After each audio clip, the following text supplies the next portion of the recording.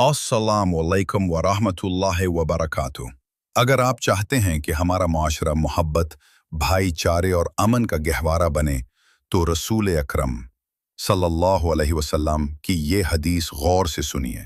اصلاح معاشرہ کے رہنما اصول، حدیث نبوی صلی اللہ علیہ وسلم۔ نبی کریم صلی اللہ علیہ وسلم نے فرمایا، ایک دوسرے سے حسد نہ کرو، بلا وجہ چیزوں کی قیمتیں نہ بڑھاؤ، ایک دوسرے سے بغض نہ رکھو، ایک دوسرے سے منہ نہ پھیرو، کسی کا سودا بلا اجازت نہ خریدو، اللہ کے بندے بن جاؤ۔ مسلمان کا بھائی ہے، اس پر ظلم نہ کرے، اسے ذلیل نہ کرے اور نہ ہی اسے حقیر سمجھے۔ حدیث کا حوالہ صحیح مسلم 6541۔ پھر رسول اللہ صلی اللہ علیہ وسلم نے اپنے سینے کی طرف اشارہ کرتے ہوئے فرمایا، تقوی یہاں ہے، تقوی یہاں ہے، تقوی یہاں ہے، اور فرمایا کسی شخص کے برا ہونے کے لیے یہی کافی ہے کہ وہ اپنے مسلمان بھائی کو حقیر سمجھے۔